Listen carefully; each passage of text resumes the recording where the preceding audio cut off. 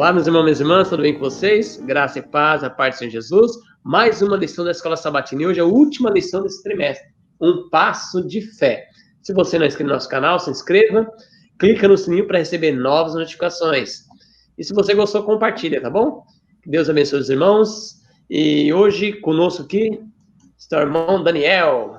É uma satisfação estar aqui de novo na TV Verdade Presente, né? Participando da lição da Escola Sabatina, que é uma bênção, né? É um precioso maná que nos é dado a cada trimestre para que nós possamos estar mais próximos da palavra de Deus. Amém. Amém. Bom, Ricardo? Também sou muito grato a Deus pela bondade dele, né? E nos dá essa oportunidade, mais uma vez, nós dialogarmos aqui, aprendemos mais um pouco, né, da lição da Escola Sabatina. Amém. Glória a Deus. Bom, Daniel, gostaria de dirigir uma oração para nós? Claro, com certeza. Vamos nos curvar. Santo e amado Deus, poderoso Pai, nós te agradecemos, Senhor, porque até aqui a tua mão tem nos conduzido. Te agradecemos, ó Senhor, pelos momentos de graça que ainda temos e te clamamos, ó Senhor, que o teu Santo Espírito venha estar conosco, nos abençoando nesse estudo, abençoando também, Senhor, cada irmão que estará vendo esse estudo, mesmo em qualquer momento, que o teu Santo Espírito esteja com cada um de nós e com cada um deles.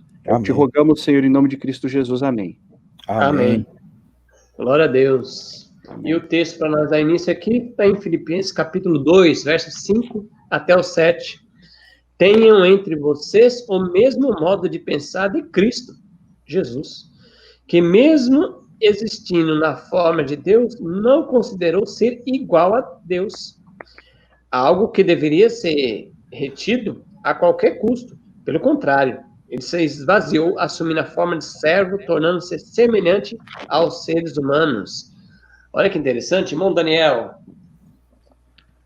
Olha, irmão, como a gente estava até comentando nos bastidores, né, essa última lição aqui, ela tá fantástica, ela veio recheada aí de vários elementos, né? Nós temos aí um passo de fé, amor abnegado de Jesus, a mente de Cristo, né? Cristo como ser humano, Cristo se esvaziando, né? E eu gosto sempre muito, né, de estar citando, né, os textos do Espírito de Profecia e às vezes até mesmo alguns dos comentários dos idealizadores da lição, que muitas vezes são muito pertinentes. Eu queria estar citando aqui, já de cara, um textinho que está lá em Sábado à Tarde, tá? Diz assim: o preço da nossa redenção jamais poderá ser avaliado enquanto os remidos não estiverem com o Redentor diante do trono de Deus. Olha que coisa profunda, irmãos. Nós jamais conseguiremos entender o preço da salvação enquanto não estivermos no céu, na frente de Deus. Por quê? Quando estivermos deslumbrados com as glórias do lar eterno, então nos lembraremos de que Jesus abandonou tudo isso por nós, que ele não apenas se tornou um exilado das cortes celestiais, mas também enfrentou por nós o risco da derrota e eterna perdição. Nesse momento, lançaremos nossas coroas aos seus pés, entoando o cântico: digno és o Cordeiro que foi morto de receber o poder, a riqueza, a sabedoria e força, a honra e glória e louvor. Nós não temos noção, irmãos, nós não temos como entender aqui nessa vida terrena o tamanho do preço da salvação. Apenas quando nós estivermos lá no céu, quando nós vermos tudo que Cristo deixou para trás, para vir ser como nós, como um ser humano, para estar aqui vivendo como nós, para nos salvar. Outra coisa, ele veio também correndo o risco de perdição. Tudo isso para nos mostrar o amor de Deus, para mostrar que as acusações do inimigo eram mentirosas. É fantástico isso, irmãos. Sabe? Só no céu nós vamos conseguir entender, né? Então hoje nos cabe o quê? Procurarmos aqui vivermos pela fé. Porque quando nós chegarmos lá, irmãos, nós vamos ficar deslumbrados, nós não vamos ter palavras para agradecer o sacrifício infinito que Cristo fez por nós. Maravilha, né? Deus seja louvado. Bom, amém. Ricardo? Irmãos, eu quero ler logo um trechinho aqui embaixo, um comentário do autor, Ele fala assim que o sacrifício de Jesus, que Jesus fez pela nossa salvação, foi incalculável. E aí, por causa disso, né, obedecer a sua orientação, aceitar o seu comando e nos unirmos a ele para salvar pessoas, né, pessoas perdidas, exige sacrifício. Embora nosso sacrifício não se compare ao dele, ganhar pessoas também é um salto de fé. E aí fala mais, saímos da zona de conforto e seguimos para o desconhecido. O Senhor nos chama a fazer sacrifícios, mas as alegrias que ele oferece são muito maiores. Então, irmãos, o que me chamou a atenção aqui foi o termo aqui, sacrifício, né? Sacrifício. O Senhor nos chama a fazer sacrifício em prol da verdade, em prol da pregação do evangelho, em prol do objetivo do nosso Senhor Jesus Cristo. Você vê que muitas das vezes igrejas, né, pessoas que se denominam cristãs, não falam de sacrifícios, não fala de abnegação, mudança de comportamento nosso, não somente para estarmos aptos, né, para que Jesus possa fazer várias coisas em nós, mas mudança de nossas atitudes também, para que nós possamos ser condutos de bênção para os outros, sabe? Já que nós somos instrumentos de Deus, já que nós mesmos, quando reconhecemos, aceitamos Cristo em nossa vida, né, reconhecemos Ele como nosso Salvador e mantenedor, nós fizemos um voto, né, nós mesmos, os adventistas do sétimo dia, nós temos o voto batismal. Geralmente quando nós vamos batizar, fizemos estudos, vamos batizar, preenchida uma ficha, né? Uma ficha onde você faz um voto ali, onde você é um termo de compromisso, não só com a igreja, mas principalmente com Deus, com Jesus Cristo.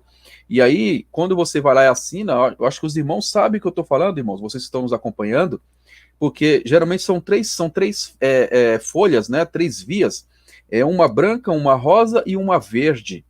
Então, lá tem várias coisas. Você fala que vai ser fiel nos dízimos, nas ofertas, para ajudar na causa do evangelho.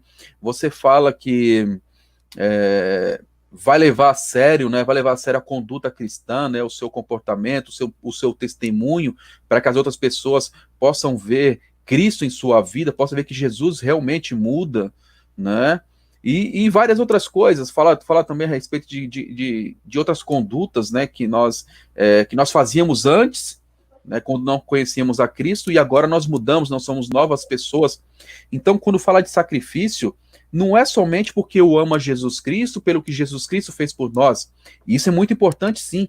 Mas a partir do momento que nós falamos que somos servos de Deus, somos instrumentos de Cristo, então a nossa vida também tem que ser um conduto, né, para a salvação das outras pessoas.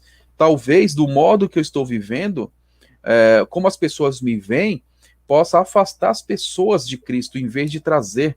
Então nós temos que tomar muito cuidado para que esse tipo de coisa não ocorra. E se está ocorrendo, conosco algum tipo de coisa desse tipo aí, né, de a minha conduta está afastando as pessoas de Cristo, vamos correr para o pé do Senhor Jesus Cristo, lá, clamar a Deus, que o Senhor tenha misericórdia, que o Senhor nos perdoe, que o Senhor nos transforme, para que em vez de ser um símbolo de maldição, sejamos um símbolo de bênção. Por que eu estou falando isso? Por que eu estou falando isso, irmãos? Se você abrir a Bíblia aqui, no Evangelho de Mateus, rapidinho, eu só quero ler esse verso, irmãos. Mateus capítulo 5, olha o que diz capítulo 5. Nós gostamos de falar muito capítulo 5 só a respeito das bem-aventuranças, né? Mas olha só aqui o verso 16. O verso 16 diz assim: assim brilha a vossa luz diante dos homens, de modo que vejam as vossas boas obras, as pessoas vejam as vossas boas obras e glorifiquem a vosso Pai que está nos céus. Então, olha só, então as minhas boas obras, a minha conduta, o meu comportamento, não é só porque eu aceitei Jesus Cristo e eu mudei de vida, mas também é um conduto para ajudar outras pessoas a enxergar o Senhor Jesus Cristo. Nós temos que ter isso em mente. Sim, eu gostaria de destacar o texto que o irmão Daniel leu, do Desejado de Todas as Nações, página 131, lá no meio diz, quando estivermos deslumbrados com a glória do lar eterno, então nos lembraremos de que Jesus abandonou tudo isso por nós, que ele não apenas se tornou um exilado das cores celestiais, mas também enfrentou por nós o risco da derrota e eterna perdição. Olha, então Jesus se arriscou uma derrota e se perder eternamente. Sim. Então Jesus veio como homem mesmo, né? Até o texto, para que nós lemos aqui, o texto para memorizar, diz que no finalzinho, ele se esvaziou, assumindo a forma de servo, tornando-se semelhante aos seres humanos. Alguns irmãos pegam essa palavra semelhantes, dizem assim, então, irmão, Jesus não é como um de nós, ele era parecido, semelhante é parecido. Então ele só apareceu com o ser humano, ele não era um ser humano? Interessante, então, Alexandre. Jesus tinha 4 braços, então? Como é que Jesus era? Parecido com o ser humano, mas não é. Você viu que interessante? Você viu que interessante? Quando fala parecido ou semelhante, tá falando assim numa linguagem mais simples, da mesma espécie. Isso. Veja, nós três aqui que estamos conversando, nós somos semelhantes, nós não somos iguais. Nós estamos diante de Deus, né, em igual situação, dependente do Senhor Jesus Cristo. Isso sim, nós estamos em igual situação, dependente do Senhor Jesus Cristo. Mas nós não somos iguais. Você pode ver, talvez aqui, entre nós aqui, talvez o nosso tipo sanguíneo já não é igual, que tem a tipagem sanguínea. Você pode ver, a pigmentação de pele nossas não são iguais. Não são iguais. Então, como é que eu posso dizer que a pessoa é igual? Quando fala que é igual, quer dizer que é uma cópia, que é uma cópia perfeita ali. Nem crianças, quando nascem gêmeos, né, são iguais, são totalmente iguais. A mentalidade de um não é igual à outra. Nós podemos, então, quando fala semelhante, está falando de mesma espécie. Sim. E você vê Isaías 53, Alexandre, Isaías 53 deixa bem claro ali. Todo mundo, Isaías 53 falando a respeito do Senhor Jesus Cristo, todo mundo reconhecia ele, era um homem. Era um homem. E quando ele esteve na terra, ninguém falou, nossa, você é diferente, você não parece um ser humano como eu. Não, todo mundo reconhecia ele como um ser humano, como qualquer outro. Nem à toa que o nome dele, que ele chamava Jesus de Nazaré. Ah, ele é o filho do carpinteiro, né? Que eles falavam esse tipo de coisa. Por quê? Porque ele era reconhecido como um ser humano, como uma pessoa qualquer, como qualquer outra. Como qualquer outra. É isso que muitas vezes as pessoas ficam mistificando as coisas, ou então tentando desviar do verdadeiro objetivo do que a palavra de Deus diz, e inventam coisas. Olha só outra coisa interessante que eu quero mencionar para vocês. Quando o Senhor Jesus Cristo foi ao deserto, tá? E lá ele ficou os 40 dias lá, né, jejuando ali, e Satanás foi tentá-lo. E foi fazer aquelas coisas. Ali era um teatro, por acaso? Ali era uma brincadeira? Não. Não era uma brincadeira. Ali era um homem sofrendo as agruras ali, né, a perseguição de Satanás, querendo tirar a paz, querendo destruí-lo. Você acha que era meu amigo, se Jesus não veio que nem nós, seres humanos, e diz a palavra de Deus que ele agora é nosso sumo sacerdote, que ele sabe socorrer aqueles que são tentados, porque ele mesmo sofreu a tentação. Se aquilo tudo era mentira, então todo o processo da salvação ali é um teatro, entendeu? Então é isso que nós temos que tomar cuidado. As pessoas falam coisas sem perceber o que estão falando. A palavra de Deus é bem claro. Jesus, o Filho de Deus, ele veio como um homem, como um ser humano, semelhante a mim e você. Por que eu destaquei isso, irmão, irmão? Porque Romanos 8, verso 3, que Jesus veio, em semelhança de carne pecaminosa. E alguns vão dizer, tá vendo? Mas ele não veio com a carne pecaminosa. É parecido, só ele sentia só fome, sede. Ou semelhança é igual, ou o texto aqui, o Paulo enfatizou que semelhante é diferente, não é igual. O que será isso? O que é isso? Na realidade, irmão, assim, o que eu tenho percebido, né, nesses últimos anos, né, dentro dessa problemática, né, principalmente de falar sobre o assunto da natureza humana de Cristo. Hoje nós temos 2 evangelhos dentro da Igreja Adventista, 2 evangelhos muito claros. Nós temos um evangelho evangélico e um evangelho adventista tradicional. Sim. Assim, fica muito claro isso no livro do pastor Demis Priebe, chamado Face a Face com o Verdadeiro Evangelho, que eu recomendo a todo adventista lê, né? Junto com o Porquê Jesus Ainda Não Voltou, do pastor Herbert Douglas. Nós nunca vamos conseguir chegar no denominador comum com relação a esse assunto da natureza humana de Cristo, porque o problema não está na natureza humana de Cristo, o problema está na definição de pecado. Essa é a raiz de todo o problema. Se eu entendo que pecado, né, que ter uma natureza pecaminosa é pecado, aí realmente Jesus jamais poderia ter a minha natureza pecaminosa, porque daí ele teria pecado. Ele teria que ter uma natureza superior, ou algo semelhante, algo um pouco distorcido da que eu tenho, algo mais vitorioso por natureza. Agora, se eu creio que pecado é uma escolha, não ato, tá? Porque eu posso pecar na minha mente também, tá? Mas se eu entendo que pecado é escolha, que é rebeldia contra Deus, e ter uma natureza pecaminosa não é pecado, então Cristo ele poderia ter a minha natureza pecaminosa sim, sem problema nenhum. Isso se enquadra perfeitamente dentro do conceito adventista tradicional de pecado e o conceito tradicional com relação à natureza humana de Jesus. Essa discussão que a gente vê hoje, ela se instaurou, né, ela ferveu depois de 1950. Até 1950 não se tinha discussão sobre isso. Tem até um livro que vai sair agora do Ministério 88, que chama The Word Was Made Flesh, o Verbo se fez carne. Ali é um estudo de 100 anos de cristologia dentro da Igreja Adventista. O pastor ali, ele prova que em 100 anos não existia nenhuma inserção pré-lapsariana dentro do seio adventista. As inserções pré-lapsarianas, elas surgem lá na década de 40, década de 50, que é quando nós temos toda aquela problemática surgindo lá com questões sobre doutrina, sabe? Então, assim, quando nós entendemos a história, o porquê que tudo isso está acontecendo, fica fácil de entender, né? E assim, quando nós entendemos também, irmãos, que Cristo veio em carne pecaminosa, que ele veio como eu, irmãos, é como eu sempre falo, isso torna mais lindo o plano da redenção. As pessoas tentam menosprezar, né? Mas Cristo, ele vindo como eu e como você, ele dá um brilho maior no plano da redenção. Ele mostra que é um Deus que não estava limitando, ele não estipulou limite para a salvação. Ele foi até o máximo do máximo, até o fundo do poço. Ele veio na mesma condição que eu e você temos, justamente para que nós possamos entender que em Cristo nós podemos ser vencedores. Eu li um texto hoje à tarde, eu só queria ler esse texto aqui, tá? Foi um texto que foi colocado lá no nosso grupo de WhatsApp, né? Acho que foi o irmão Rafael até que postou. Olha só que interessante, está lá no Atos dos Apóstolos, assim, ó, a obra de ganhar a salvação é de coparticipação e cooperação. Deve haver cooperação entre Deus e o pecador arrependido. E isso é necessário para a formação de corretos princípios de caráter.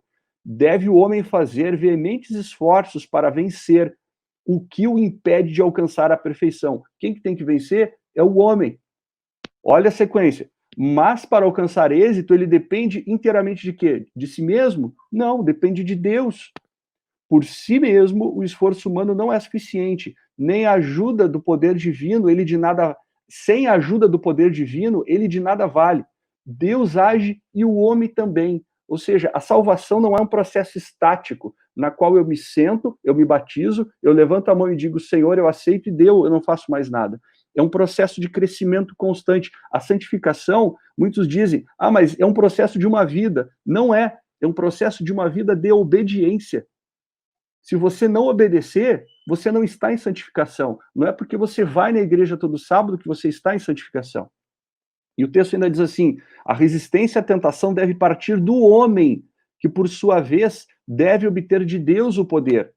De um lado se acham sabedoria infinita, compaixão e poder, do outro debilidade, pecaminosidade, incapacidade absoluta. Cristo, quando ele veio em carne pecaminosa, ele não veio como a minha e a tua carne, ele veio na condição do homem nascido de novo. Muitos usam, inclusive, o fato de Cristo ter nascido de uma forma espiritual para dizer, ele nasceu de uma forma espiritual, você não, então ele é diferente. Não é, isso é uma tipologia. Cristo nascendo de forma espiritual é uma tipologia do novo nascimento. que todo ser humano em Cristo tem e, através do poder de Deus, pode alcançar a mesma perfeição que Cristo teve. Amém. Então, para domingo, o amor abnegado de Jesus.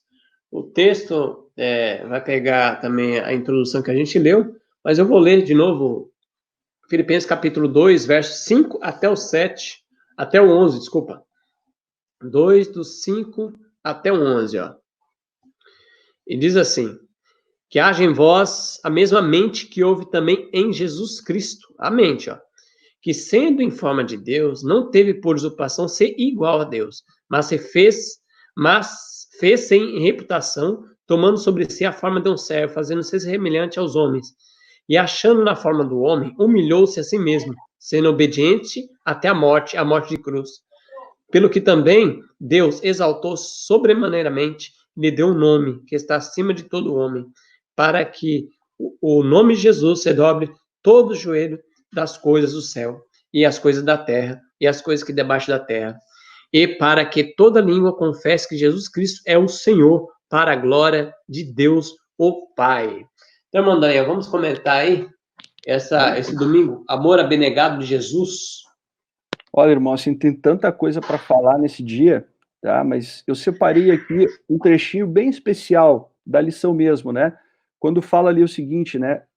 O comentário bíblico adventista do sétimo dia, ele dá uma ênfase, né?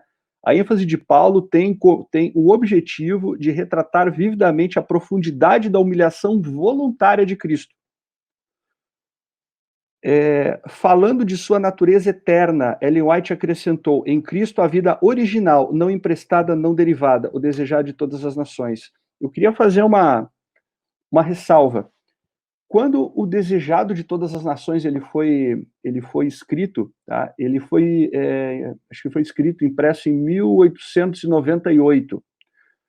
No seio da nossa igreja ainda existiam variações, ramificações de pensamentos com relação a Cristo e ao Espírito Santo, né? Se Cristo ele foi gerado em algum momento da eternidade. Nós temos até um livro do pastor Wagner, Cristo e Sua Justiça.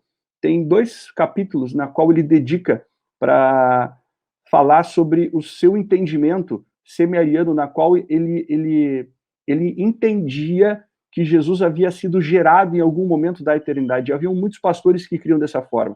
O desejar de todas as nações, irmãos, ele é um marco, porque quando a irmã White escreve, e ela escreve esta frase aqui, ó, tá? Exatamente esta frase: em Cristo a vida original, não emprestada e derivada.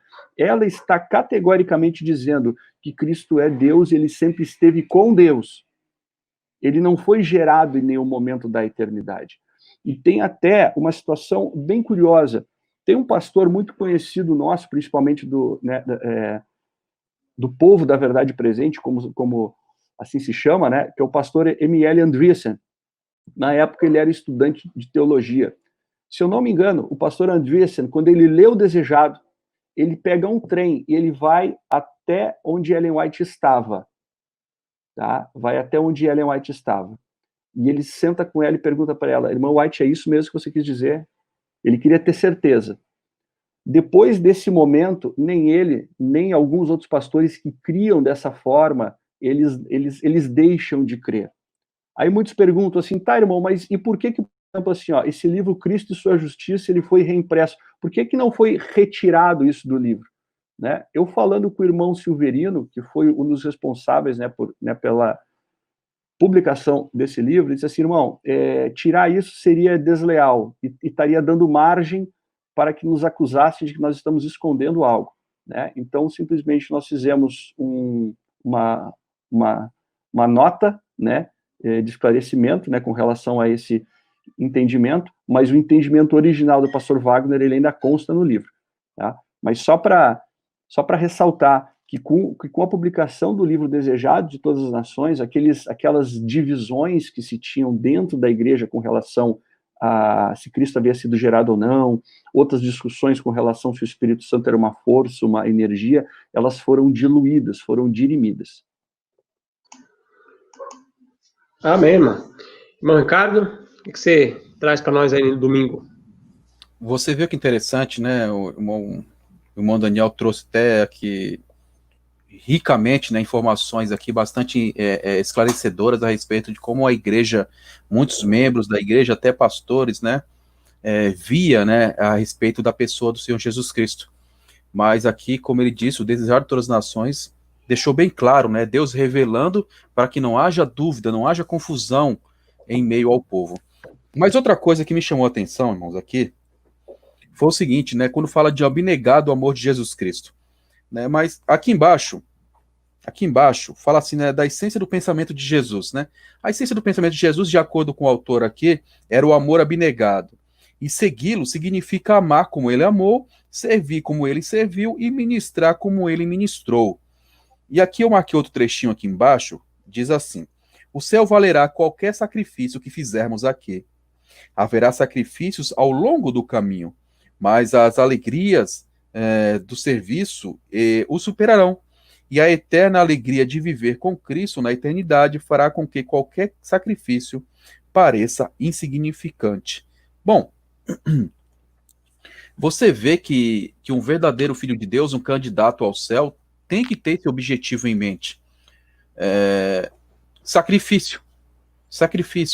O sacrifício aqui, nesse caso, não é, ai, nossa, que sofrimento tá fazendo isso, só tô fazendo porque eu tenho que fazer, né?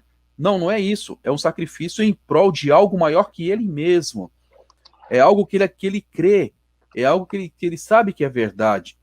E você pode ver que os apóstolos, nos versos, nos capítulos aqui mais adiante, da semana, nós vamos ver que os apóstolos sacrificaram até a própria vida em prol dessa mensagem. Mas por que eles faziam isso? O próprio Jesus deixava bem claro que a vontade dele era fazer a vontade do Pai. Né? A comida e a bebida de Jesus era fazer a vontade do Pai.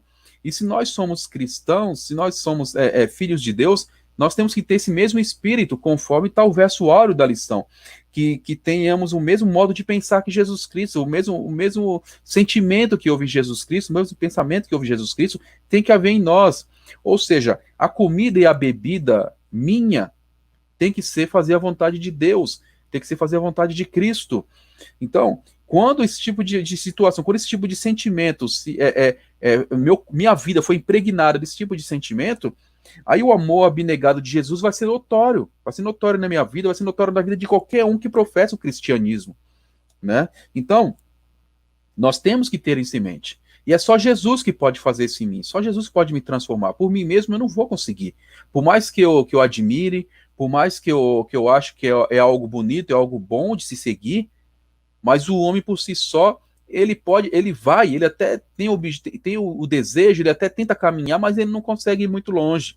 Por isso nós precisamos da ajuda do nosso Senhor Jesus Cristo, né, nos alimentando, nos transformando, né, nos motivando a cada dia a sermos semelhantes a Ele. Mas para isso acontecer, irmãos, para isso acontecer na minha vida e na sua vida, a minha oração tem que ser diferente, sabe?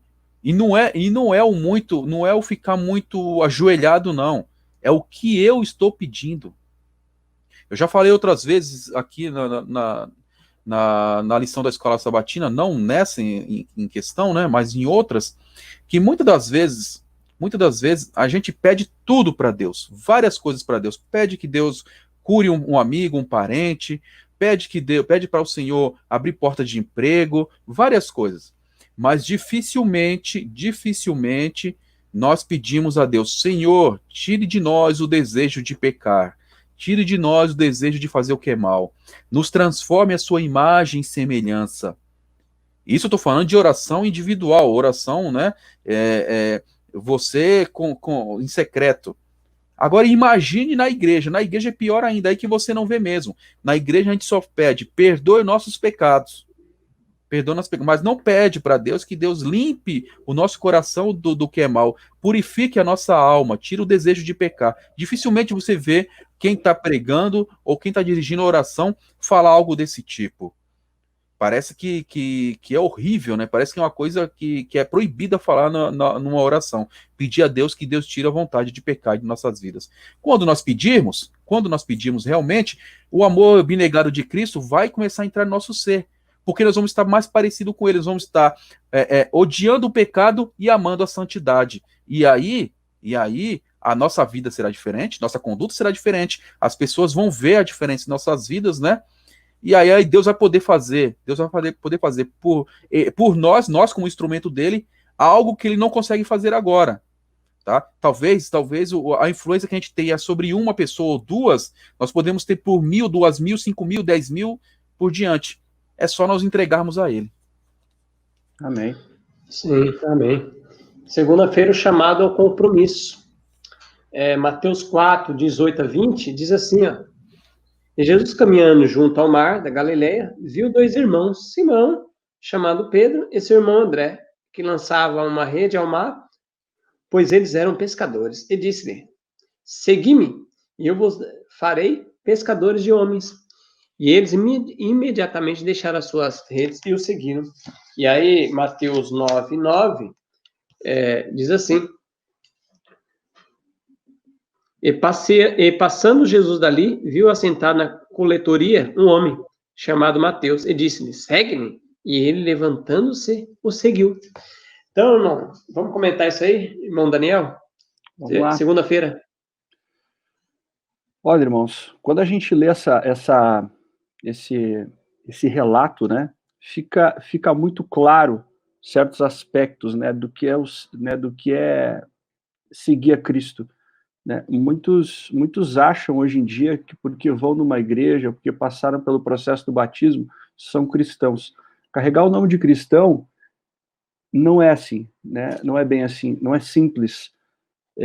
Eu ouvi uma vez numa palestra falando que cristãos são, como é que se diz?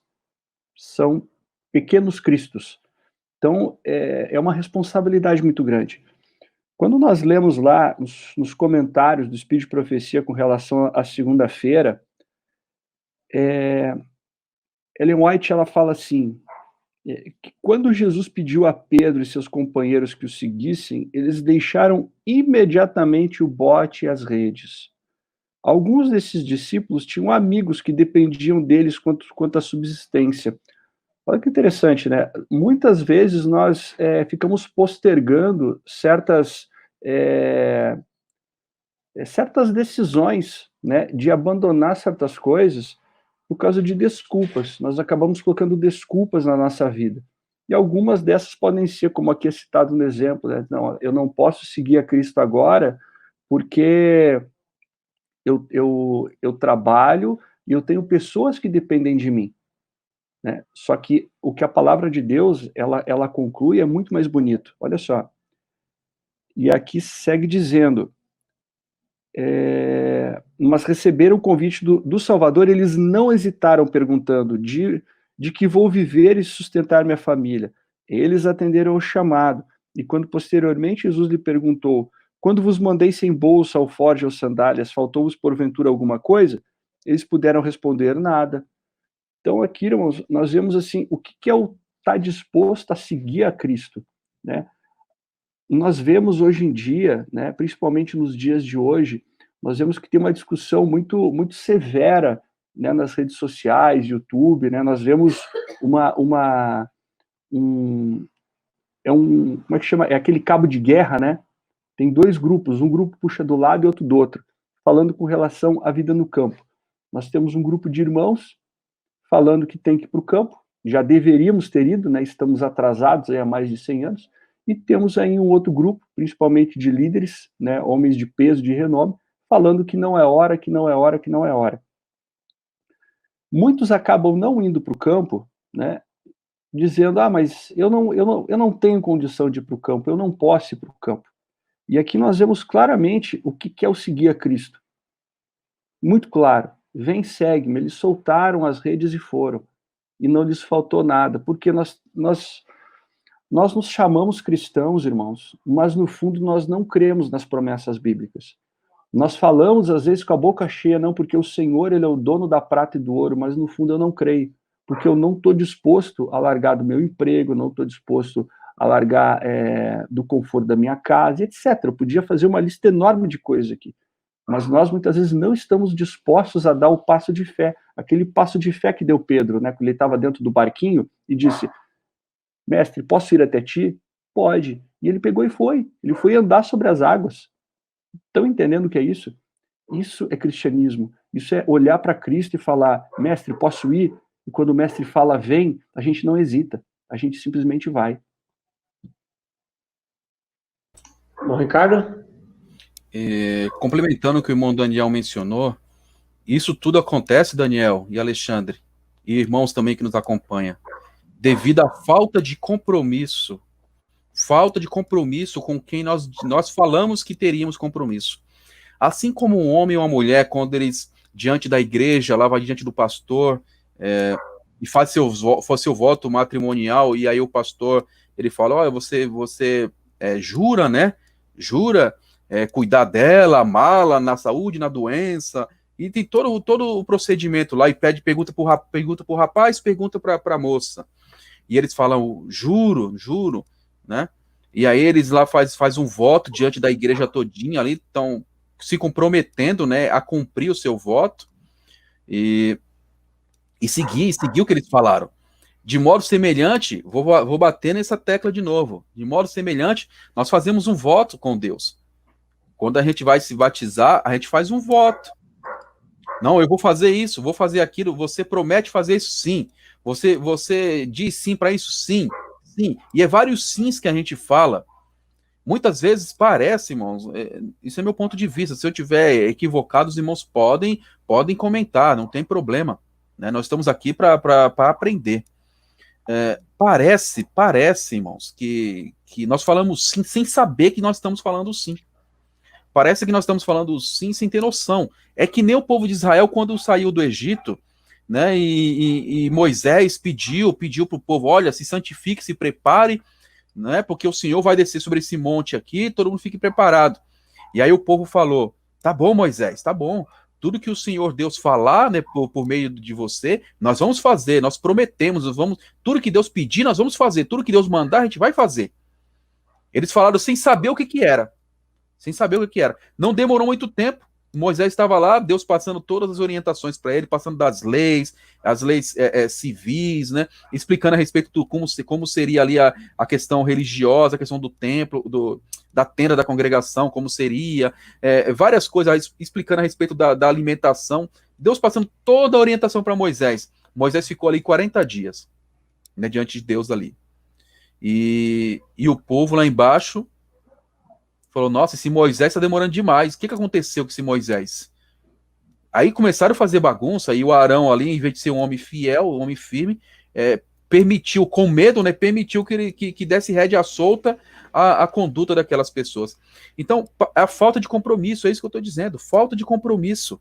Tá? Quando a gente tem compromisso com a verdade, compromisso com Deus, compromisso com Cristo, essas coisas parecem que nos consomem se nós não praticarmos, se nós não colocarmos em ação. Mas quando a gente não tem compromisso, irmãos, essas coisas assim não faz muita diferença, não.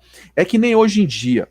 Eu não sei nas igrejas dos irmãos aí, mas eu lembro que nós tínhamos o hábito, né? Um hábito, isso daí já era quase que uma tradição. Todo sábado o pessoal chamava as duplas missionárias para fazer o trabalho missionário. Vamos fazer o trabalho missionário, vamos para tal lugar. E ia um monte de dupla levantando a mão, né? Um ministério pessoal. Hoje em dia, pelo menos onde eu estou, na região que eu vejo aqui, muitos, não posso dizer que todos, né? Mas muitos só faz o trabalho missionário, só faz esse tipo de coisa no dia do Impacto Esperança.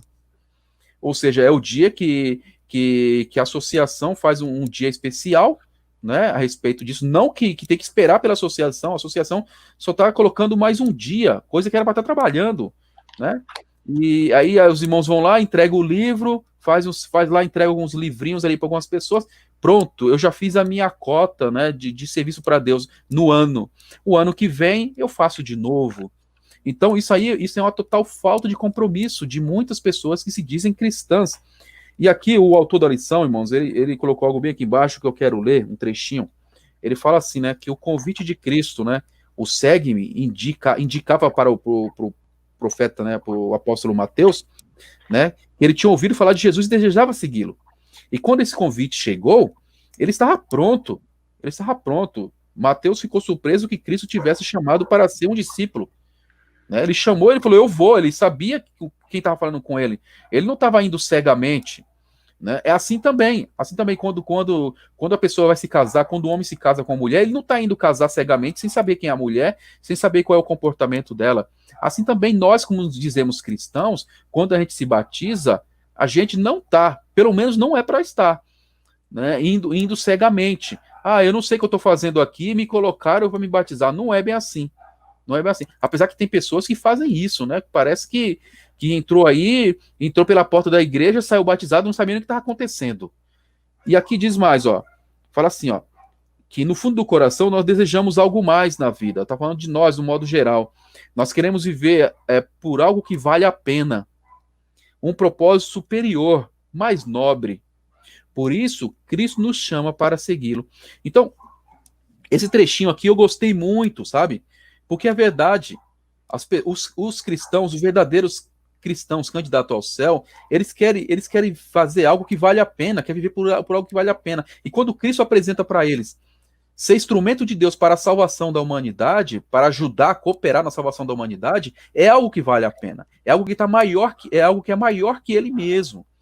Então, isso, e quando nós tomamos a frente, quando nós falamos, vamos pregar, vamos falar, não importa se as pessoas vão torcer o nariz, se tem gente que vai me perseguir, se vão me prejudicar ou não, eu vou falar a verdade, eu vou proclamar a verdade porque eu quero ajudar as pessoas. Isso mostra compromisso com a causa, compromisso com o evangelho, coisa que infelizmente nós os cristãos atuais desse período de Laodiceia, esse último período, nós estamos perdendo gradativamente esse senso de compromisso, tanto os mais velhos como os mais jovens. Vocês podem ver quantos jovens a gente vê hoje que tem esse espírito missionário de sair de porta em porta batendo para dar estudos bíblicos, para falar do evangelho de Jesus Cristo.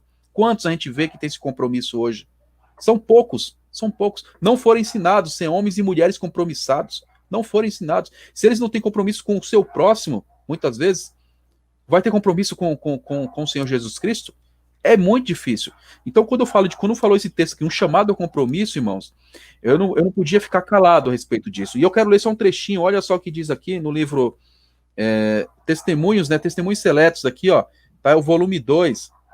Tá? O volume 2, olha só, quando fala de compromisso, aqui está na página 247. Estas lições, né, são para nosso proveito. Veja só, Jesus deu aos discípulos a comissão de cooperarem com ele em sua obra, de amarem uns aos outros, assim como ele os amou. A agonia que padeceu na cruz atesta o valor que ele, Jesus, atribui à alma humana. Todos os que aceitarem essa grande salvação assumem o compromisso de cooperar com Jesus, cooperar com ele. Ninguém se poderá considerar especialmente favorecido pelo céu, concentrando seu interesse e atenção em si mesmo. Todos os que se dedicam ao serviço de Cristo devem trabalhar como ele o fez e amar aos que vivem na ignorância e pecado, justamente como ele, Jesus, os amou. Então, compromisso, irmãos, compromisso. O que nos falta muitas vezes, né? Que Deus, que o Senhor tenha misericórdia de nós e nos transforme a cada dia para que nós possamos fazer a diferença nesse mundo. Amém. Então, terça-feira, vamos lá? Paulo, o instrumento escolhido por Deus. Irmão Daniel, lê para nós Atos capítulo 28, verso 28 a 31. E o Ricardo vai ler 2 Timóteo, capítulo 4, versos 5 a 8. Eu vou ler Atos, capítulo 9, verso 3 a 6 agora. Diz assim: enquanto ele viajava, ao aproximar-se de Damasco, repentinamente brilhou uma luz do céu ao seu redor. E ele, caindo em terra, ouvindo a voz que lhe dizia: Saulo, Saulo, por que tu me persegues? E ele disse: quem és tu, Senhor? E disse o Senhor: eu sou Jesus, quem tu persegues. Dura para ti juntar contra os aguilhões. E ele, tremendo, atônito, disse: Senhor, o que queres que eu faça? E disse-lhe o Senhor: levanta-te, entra na cidade, e lá será dito o que tu deve fazer. E aí a história continua no verso 10 a 20, mas nós vamos pular essa parte, vamos para Atos capítulo 28, verso 28 a 31, o irmão Daniel vai ler. Diz assim: Seja-vos, pois, notório que esta salvação de Deus é enviada aos gentios, e eles a ouvirão. E havendo ele dito essas palavras, partiram os judeus, tendo entre si grande contenda. E Paulo ficou 2 anos inteiros na sua própria habitação que alugara, e recebia todos quantos vinham vê-lo, pregando o reino de Deus e ensinando com toda liberdade as coisas pertencentes ao Senhor Jesus Cristo, sem impedimento algum. Mancado? Então vamos ler capítulo 4 de 2 Timóteo, verso 5 ao verso 8. Diz assim: Tu, porém, sê sóbrio em tudo, sofre as aflições e faz a obra de um evangelista. Cumpre o teu ministério. Quanto a mim, já estou sendo derramado como libação, e o tempo da minha partida está próximo. Combati o bom combate, acabei a carreira, guardei a fé. Desde agora, a coroa da justiça me está guardada, a qual o Senhor justo juiz me dará naquele dia, e não somente a mim, mas também a todos os que amarem a sua vinda. Amém. Então vamos comentar, irmão Daniel, começando com o irmão. Paulo, instrumento escolhido por Deus. Vamos lá.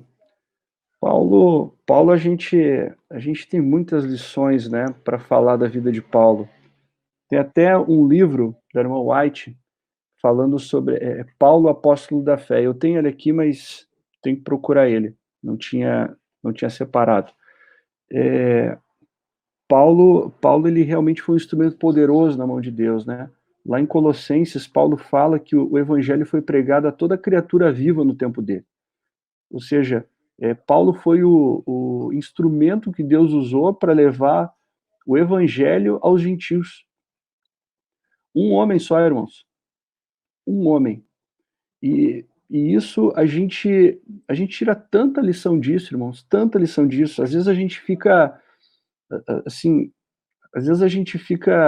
sentado em reuniões, a gente fica vendo as pessoas discutindo técnicas e táticas de evangelismo que vamos fazer, né, a música que vamos tocar, quem é o evangelista que vamos trazer, sabe? Isso não pode porque as pessoas não gostam, sabe? Ficam criando situações e elas esquecem de se utilizar do instrumento que o Senhor Jesus deixou para toda criatura que quer segui-lo e fazer a sua vontade, que é o Espírito Santo. Paulo entendia isso, e ele usou o Espírito Santo, e ele foi usado poderosamente. Eu queria ler um trechinho aqui, irmãos, do comentário, né, do Espírito de Profecia da lição de terça. Lá no finalzinho, ela fala assim, sobre Paulo, né? Ele não perdia a oportunidade de falar do Salvador, nem de ajudar os que estavam em lutas. Ia de lugar em lugar, pregando o evangelho de Cristo e estabelecendo igrejas. Onde quer que encontrasse uma audiência, procurava desfazer o mal e guiar os pés de homens e mulheres para o caminho da justiça. Ou seja, Paulo ele era um servo de Deus atuante. O comer e o viver dele era falar de Cristo. Irmãos, isso até chega a ser vergonhoso para nós, né, para o povo de Laodiceia, o povo do juízo, né, o povo que deveria estar levando as três mensagens angélicas para o mundo, falando do juízo que já iniciou e de que logo vai vir para os vivos, chamando as pessoas ao arrependimento, à mudança, estilo de vida, ou seja, pregando o evangelho mesmo. E não, nós vemos uma igreja morna, uma igreja estática, né? Justamente aquilo que foi falado na profecia. Mas nós sabemos também, pela profecia, de que mesmo dentro dessa igreja morna e estática, nós temos o fiel remanescente, que é aquele que ira o dragão, porque ele faz guerra contra a igreja, mas ele está irado contra o pequeno remanescente. Pequeno remanescente esse, irmãos, que vai fazer isso que Paulo fez, que vivia o evangelho. São pessoas, assim como Paulo, elas vivem, elas respiram, elas comem em Cristo. A Bíblia, o plano da salvação é tudo para essas pessoas. Vindicar o nome e o caráter de Deus é tudo. E se nós não entendermos que a nossa missão é essa, se nós não entendermos que o nosso dia a dia tem que ser como esse, igual aqui de Paulo, aonde ele ia, ele pregava. Assim, enquanto nós não entendermos isso, irmãos, nós estamos fadados a permanecer não sei mais quantos anos nessa terra, porque Cristo está aguardando com fremente desejo a manifestação de si mesmo em sua igreja. Enquanto isso não acontecer, Jesus não volta. Amém. É interessante, antes do meu Ricardo comentar, que aqui na lição diz assim, ó, Jesus escolhe candidatos improváveis para testemunhar do seu nome. Pense nos endemoniados, a mulher samaritana, a prostituta, o coletor de imposto, os pescadores e agora o feroz perseguidor. Eles foram transformados e depois enviados com alegria para contar a história que Cristo tinha feito em sua vida. Olha então, pessoas transformadas, convertidas, depois Jesus enviava para testemunhar. Hoje a gente parece estar fazendo o inverso, né? A gente envia as pessoas totalmente, a roupa inadequada, sem conversão, comendo de tudo, e ó, vamos fazer o trabalho missionário. E aí, irmãos, a gente tem um fruto aqui, né? Hoje, misericórdia. Irmão Ricardo. Lamentável, né? Lamentável a situação que muitas vezes a gente vive. E comparando com Paulo, né, um servo de Deus que foi fiel, e fiel até a morte, tá? Ele foi fiel até a morte. Quando ele aprendeu, quando ele ouviu, né, da palavra de Deus, quando ele realmente se converteu, viu o que ele estava fazendo, né, seguiu a Cristo com fidelidade, com mais zelo ainda do que quando ele era antes, né, fariseu, fazendo as coisas dele na sua total ignorância. Olha só o que diz aqui, mas eu quero ler um trecho aqui do Espírito de Profecia, que está no comentário da Bíblia White, relacionado a 2 Timóteo, tá? Relacionado do verso 1 até o verso 7. Inclui, né, o verso 5, a parte que eu li aqui. Diz assim, isso aqui é instruções aos jovens, né? É um trechinho de um livro, né, na data de 1902. Olha só o que fala. Paulo está quase acabando sua carreira. Deseja que Timóteo tome seu lugar, guardando as igrejas das fábulas e heresias com as quais Satanás e seus agentes se esforçam para desviá-las da verdade. Ele, Paulo, né, o admoesta a evitar interesses e os envolvimentos temporais que o impediriam de se dedicar inteiramente ao trabalho de Deus. Ele devia suportar animosamente a oposição e a vergonha e a perseguição, às quais sua fidelidade o exporia. Devia cumprir cabalmente seu ministério, empregando todos os meios para fazer o bem ao próximo. Está aqui. Né? Em 1902, a serva do Senhor escreveu isso a respeito de Paulo, né? A carta de Paulo para Timóteo. E aqui é Paulo falando para um jovem pastor, né? Um servo de Deus que acompanhou Paulo, filho na fé, né? Que aprendeu muito com ele, que aprendeu muito com Paulo como agir, e Paulo já o velho, dando orientações para esse rapaz. Ou seja, seja fiel até o fim. Assim como eu estou querendo, assim como eu estou lutando, assim como eu sou fiel aqui, que eu creio em Deus, não vou mudar as minhas atitudes. E ele deixou bem claro, eu já estou condenado aqui, eles vão me matar. Estou resumindo aqui, né? Eles vão me matar. Mas eu estou aguardando agora a minha recompensa que o justo juiz vai me dar. E também a todos aqueles que amam sua vinda. Irmãos, imagina só, eu fico pensando, Paulo, né? Para chegar a falar esse tipo de coisa, irmãos. O que esse homem passou? O que esse homem sofreu? E aí eu fico pensando nós, né? Nós não estamos fazendo nada comparado ao que Paulo fez. Nada. Ainda muitas vezes a gente julga, a gente acredita que está fazendo muitas coisas, que a igreja está avançando, que a igreja está crescendo. Irmãos, crescer em número, crescer em números não significa crescer em espiritualidade. Crescer em número não significa que a obra de Deus está sendo feita. Eu não sei de onde saiu essa ideia que igreja cheia significa o evangelho de Cristo sendo pregado. Eu nunca vi essa ideia. Tá? Se você lê a palavra de Deus, você vê que o evangelho de Cristo separa as pessoas. Porque não é uma mensagem popular. É uma mensagem que requer sacrifício, que requer mudança. Veja, abrir mão de si mesmo, negar a si mesmo, tomar a sua cruz e seguir a Cristo. Isso é mensagem popular, isso é mensagem agradável, que você tem que negar a si mesmo, negar seus gostos, negar suas vontades, negar seus objetivos particulares e seguir a Cristo. Isso é mensagem popular? Não é mensagem popular. E aí, muitas vezes, a gente vê igrejas entupidas de pessoas. Não é pregado lá o negar a si mesmo, não é pregado lá o evangelho verdadeiro, lá é pregado um evangelho que eu goste, um evangelho que se adequa às minhas vontades, o evangelho onde tem o meu Jesus, o Jesus de acordo com as minhas necessidades, é o que é apresentado. E nós temos que tomar cuidado com isso para que isso não aconteça conosco, nós adventistas do sétimo dia. Não que nós somos melhores que o pessoal de outras igrejas, jamais, não é isso. É porque nós cremos que recebemos um chamado especial do Senhor. Nós cremos que nós recebemos uma luz especial para proclamar ao mundo, algo que é muito importante, né, que são as 3 mensagens angélicas. Então nós não podemos vacilar, né? Não podemos nos dobrar esse tipo de mensagem do Jesus se adequando às minhas necessidades, às minhas vontades. Nós temos que nos adequar ao que Deus falou e ser fiel até o fim, né? Ser um instrumento escolhido por Deus. E o Alexandre mesmo leu, né, Alexandre? Que Deus escolhe Deus chama todos, irmãos, chama todos. E pessoas até de índole duvidosa, aparentemente. Chama, a gente sabe disso, a gente pode ler nos relatos bíblicos, né? E também nas nossas histórias, muitos testemunhos a gente vê por aí. Mas mesmo assim, parece que as pessoas não acordam para isso. Não acordam que Deus faz o milagre, que Deus faz a diferença na nossa vida. Nós temos que tomar muito cuidado, irmãos, muito cuidado mesmo. Nós temos que prosseguir fiel, se for possível, até a morte. Amém. Amém.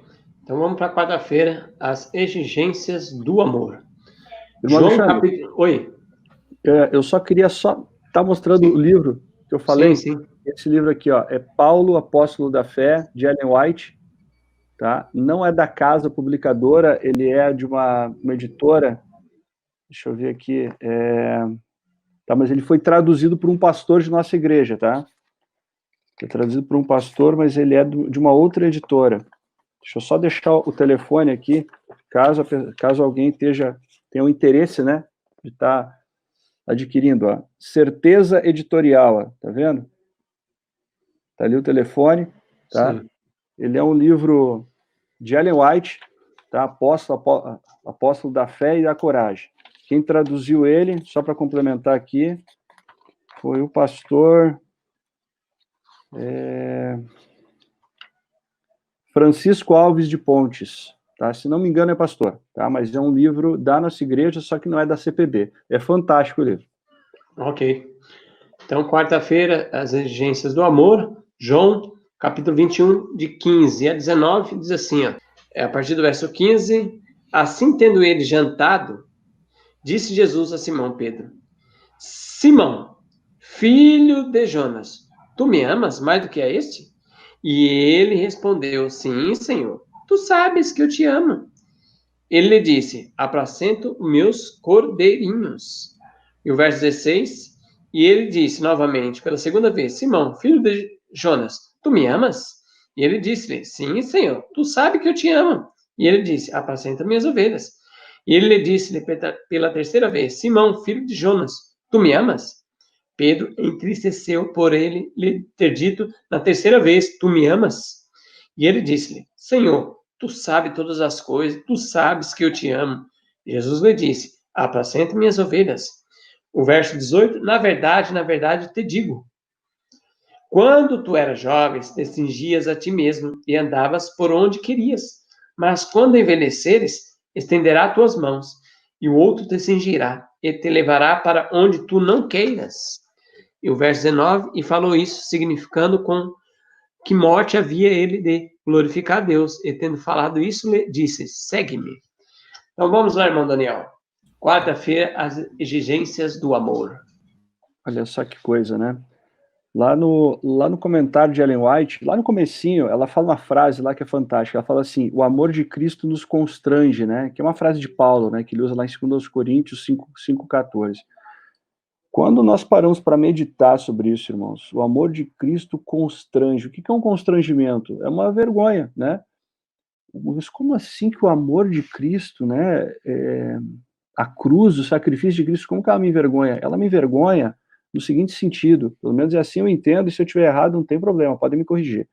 Mas eu entendo o seguinte, quando nós olhamos para o sacrifício de Cristo, quando nós olhamos tudo que ele abandonou, tudo que ele fez, todo o sacrifício, a encarnação, a vida, as lutas contra o pecado, que foram lutas intensas, muito mais fortes do que as que nós temos, porque ele não era só o nosso Salvador, ele também deveria ser o nosso exemplo. Então, todo o sacrifício que ele teve, a prisão, as surras, a humilhação, a crucificação, tudo. Quando nós paramos para meditar sobre isso, e aí nós paramos para pensar assim, Cristo ele não reservou nada, ele entregou tudo para que eu pudesse ser salvo. E muitas vezes eu não quero fazer a mesma coisa. Eu guardo coisas para mim. Eu não estou disposto a dar alguns passos. Eu não estou disposto a abrir mão de coisas. Eu não estou disposto a abrir mão de uma Coca-Cola.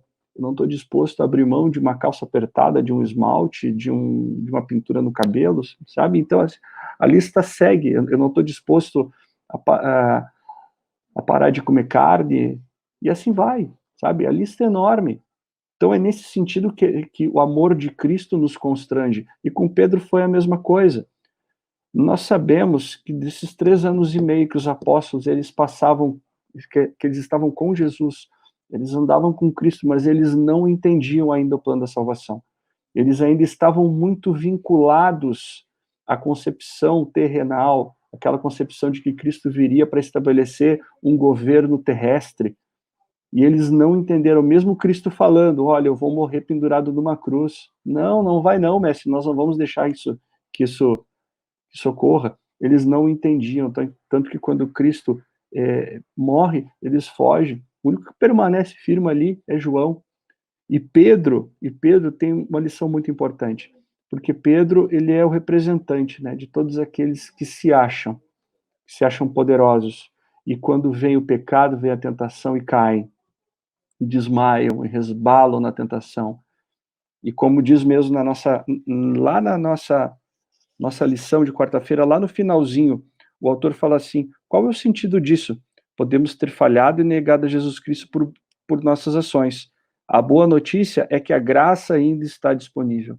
A graça está disponível para aquele que se arrepende. Então, Pedro, ele se arrependeu, por isso que estava disponível para ele. Pedro olhou e viu o quão terrível ele foi com o mestre. Ele entendeu naquele momento, por isso que Cristo faz aquela pergunta 3 vezes para ele, porque por 3 vezes ele havia negado a Cristo. E eu queria concluir o raciocínio também com outro trechinho do Espírito de Profecia, lá da lição de quarta, que fala assim, essa incisiva pergunta foi necessária no caso de Pedro, e é necessária em nosso caso. A obra de restauração jamais poderá ser completa, a menos que sejam alcançadas as raízes do mal. Repetidas vezes foram aparados os brotos, ao passo que a raiz da amargura foi deixada a rebrotar e contaminar muitos. Mas tem que ser atingida toda a profundeza do mal oculto. Irmãos, nós temos que entender o quão abominável é o pecado. Nós precisamos entender isso. Quando nós entendemos o quão é abominável o pecado, nós vamos entender que tudo aquilo que nós fazemos, cada pecado consciente que nós cometemos, o quão isso é ofensivo e quão isso é danoso, não só para Cristo e o seu caráter, mas também para o nosso. Amém. Deus nos ajude, em nome de Jesus. Amém. Bom, Ricardo? Irmãos, eu quero ler só um trecho aqui do Espírito de Profecia, que está aqui no comentário de João, capítulo 21, do Evangelho de João, capítulo 21, na Bíblia White. Eu quero ler para vocês, acompanhem comigo aqui, irmãos. Olha só o que diz. Essa é a obra que está diante de toda pessoa que desonrou a Deus e contristou o coração de Cristo, negando a verdade e a justiça.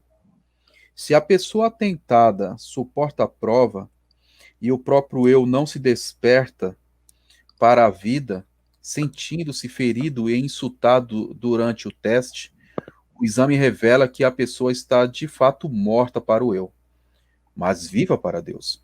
Alguns afirmam que, se uma pessoa tropeça e cai, não pode nunca mais ser restaurada à posição anterior. Mas o caso em apreço, né, o caso de Pedro, né, contradiz isso. Antes da negação, Cristo disse a Pedro: tu, pois, quando te converteres, fortalece os teus irmãos, confiando a administração dele às pessoas por quem dera a vida. Cristo conferiu a Pedro a mais forte evidência de confiar em sua restauração.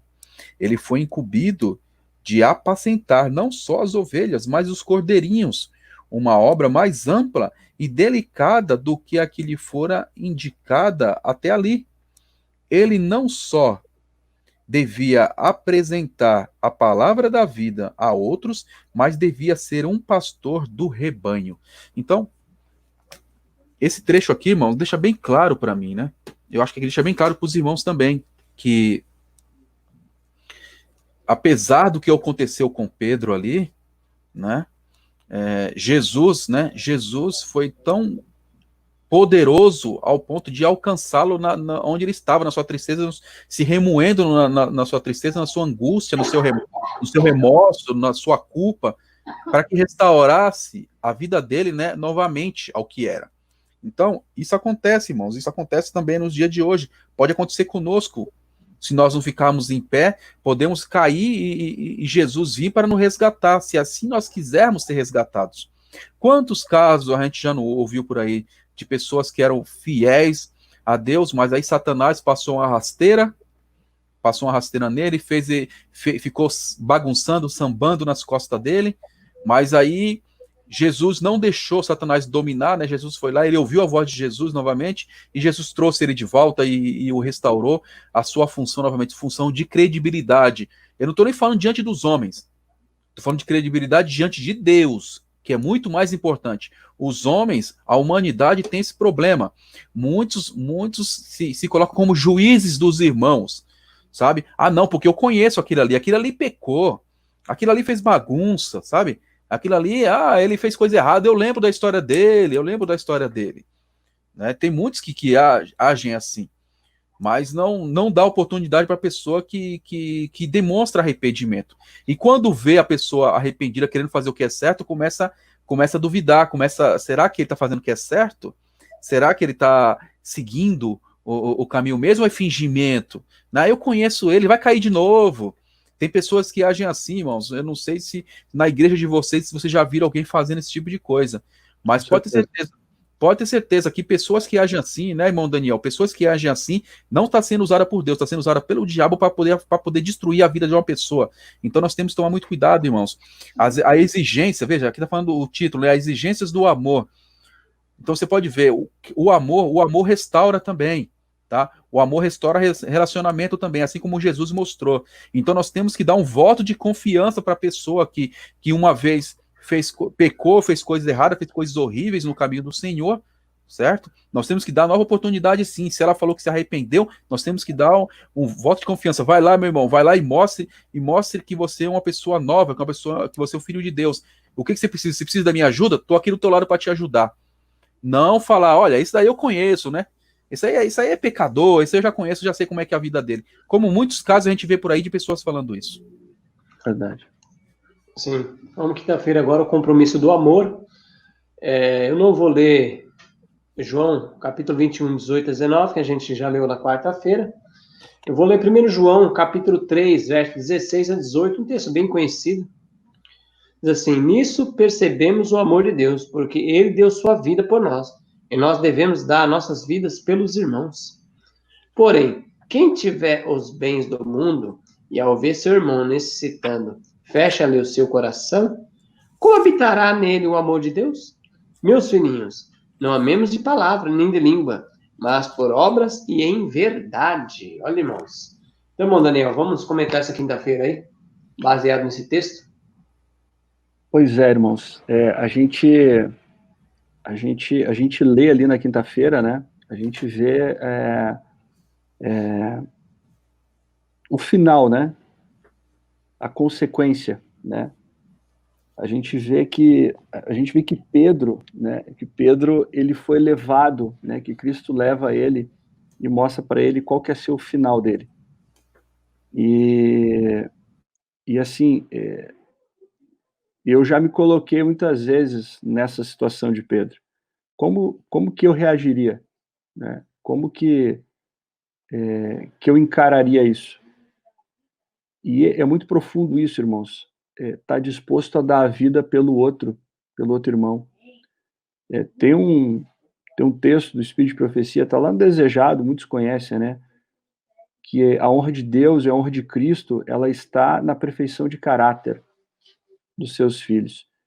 E essa perfeição de caráter, nós percebemos quando estudamos, né, sobre os 144 mil lá, por exemplo, que eles são um povo que eles estão mais preocupados com a honra de Deus e a honra de Cristo. E quando nós estudamos isso tudo em conjunto, né, com Cristo, com o que ele deixou, o Evangelho, quando ele fala sobre amar, né, que aquele que ama a Deus também tem que amar o seu próximo, né, que esse é o segundo grande mandamento. E quando nós entendemos tudo isso, nós vemos que de nada adianta, né, nada adianta eu ter conhecimento bíblico, saber textos do Espírito de Profecia de cor e salteado, eu ganhar discussões com teólogos, pastores, etc., se eu não tiver amor, né, pelos meus irmãos, se eu não tiver preocupação na salvação, porque muitas vezes nós esquecemos, né, irmãos, o que está em pauta, né? Às vezes nós achamos que é só uma questão de, eu penso desse jeito, ele pensa dessa forma e tal, mas quando nós entendemos que, de repente, aquela forma que aquele irmão está pensando e fazendo com que ele haja daquela forma errada pode tirar a salvação dele, isso deveria nos trazer uma certa angústia. Não para ir lá e querer discutir com o irmão, mas para orar insistentemente, né, para que o Senhor ele trabalhe na vida daquele irmão.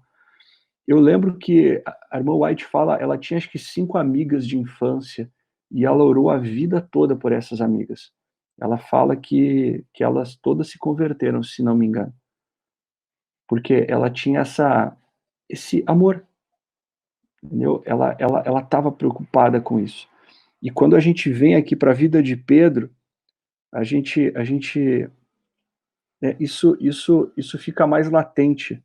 Olha só o que ela escreve, né? Ela fala assim, ó, Jesus mostrou a Pedro como ele morreria. Predisse até mesmo que suas mãos seriam estendidas sobre a cruz. Outra vez disse ao discípulo, segue-me. Pedro não ficou desanimado pela revelação. Estava pronto a sofrer qualquer tipo de morte por seu Senhor. Olha, irmãos, nós sabemos que nos últimos dias haverão muitos mártires, muitos ainda morrerão pelo nome de Cristo. Nós teremos muito sangue derramado. Talvez alguns não queiram, alguns queiram fazer parte dos 144 mil, né? Mas não somos nós que decidimos. Eu digo uma coisa, todo dia, na nossa santificação, nós devemos nos preparar para o martírio, para o testemunho. E se caso não formos mártires, se formos escolhidos para fazer parte daquele grupo seleto de 144 mil que vão passar vivos, amém, Deus seja louvado. Mas o nosso foco, eu creio que deva ser esse. Entender o que Pedro entendeu. Ter esse mesmo sentimento de seguir, pegar a causa de Deus e abraçar ela de uma forma que não importa o que venha pela frente. Se vem a cruz, morte, fuzilamento, enforcamento, qualquer coisa. Nós devemos estar prontos, porque o que mais importa é obedecer a Deus e mostrar para o universo de que as acusações do inimigo, elas eram maldosas e principalmente mentirosas, e que Deus é um Deus de amor e que nós estamos dispostos a, se preciso for, morrer por ele. Amém. Irmão Ricardo? Quero ler outro trecho aqui, irmãos, relacionado a 1 João capítulo 3, tá? Do verso 16 ao verso 18. Olha só o que fala, irmãos. A verdadeira religião é a imitação de Cristo. Olha só. Aqueles que seguem a Cristo negarão o eu, tomarão a cruz e andarão em seus passos. Seguir a Cristo significa obediência a todos os seus mandamentos. Não se pode dizer que um soldado segue seu comandante se não segue ordens. Cristo é nosso modelo. Copiar Jesus, cheio de amor, ternura e compaixão, exige que nos acheguemos a Ele diariamente. Oh, como Deus tem sido desonrado por seus professos representantes. Aqui é uma carta, né, de 1894, que a serva do Senhor, ela apresenta, né, para o povo de Deus. Ela fala que seguir a Cristo é imitá-lo. Ser servo de Deus é imitá-lo. Seguir a Jesus é obedecer seus mandamentos, né, obedecer suas ordens. E aí ela dá um exemplo, né, de um exército. Ninguém, nenhum soldado, né, ele age por si só, ele segue o seu comandante, que nesse caso, o modelo, o comandante é Jesus Cristo. O que Jesus fez? O que Jesus faria? Como Jesus agiu? O que Jesus pede de mim? Esse tipo de perguntas devia estar diante de nossa mente todo santo dia. Todo dia. Será que o Senhor Jesus é honrado com isso? Será que ele faria isso? Será que eu tenho que fazer isso? Será que eu não posso? Será que eu não devo fazer isso? E aí ela fala, né? Como Deus é desonrado pelo seu professo povo. Então, quando ela falou isso, que Deus está sendo desonrado, quer dizer que nós não estamos levando isso em consideração. Então, que Deus nos ajude, irmãos, né? Na parte de quinta-feira, bem claro, né? Compromisso do amor, tá vendo? Compromisso. Que Deus nos ajude a sermos compromissados com Cristo. Amém. Irmãos, para nós terminarmos aqui, para os irmãos das considerações finais, eu gostaria de destacar o texto da sexta-feira, o primeiro, segundo, terceiro parágrafo. A salvação de pecadores requer esforço intenso e pessoal. Temos de levar-lhe a palavra da vida, não esperando que eles venham até nós. Pudesse eu falar palavras capazes de despertar homens e mulheres para a ação diligente? Achamos-nos no limiar do mundo eterno. Não temos tempo a perder. Cada momento é excessivamente precioso para ser devotado à satisfação própria. Quem buscará a Deus sinceramente, dele obtendo força, a graça para se conduzir como seu fiel obreiro no campo missionário? Em cada igreja existem talentos que, mediante o correto enfoque, serão desenvolvidos a ponto de se tornarem grande auxílio ao mundo. O que agora se necessita para a edificação das nossas igrejas e do aprazível trabalho de obreiro sábio para discernir e desenvolver talentos na igreja. Talentos que possam ser preparados para uso do mestre. Testemunho para a Igreja, volume 9, página 116 e 117. Bom, Daniel, suas considerações finais aqui da lição? Bom, eu termino com o texto de Espírito de Profecia, né? Lá o último parágrafo da lição fala assim: os que nunca experimentaram o profundo e cativante amor de Cristo não podem guiar outros à fonte da vida. Eu lembro que o irmão Mauro Carnassale, às vezes ele fala, né, que se eu for um careca querendo vender shampoo para crescer cabelo, ninguém vai comprar, porque eu estou vendendo algo que não está servindo para mim. Então, se nós não entendemos que o evangelho ele tem que ser vivido antes de falado, não vai para frente. Nós podemos pregar onde for, na internet, no púlpito, na praça, na esquina.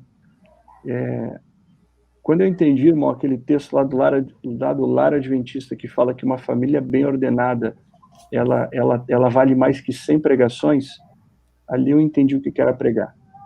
Não adianta a gente estudar, não adianta a gente querer falar. É muito fácil falar, o difícil é viver, né? Então,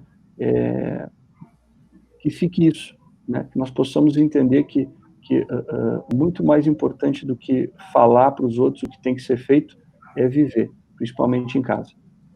Amém. Bom, Ricardo? Compromisso, né, Alexandre? Compromisso.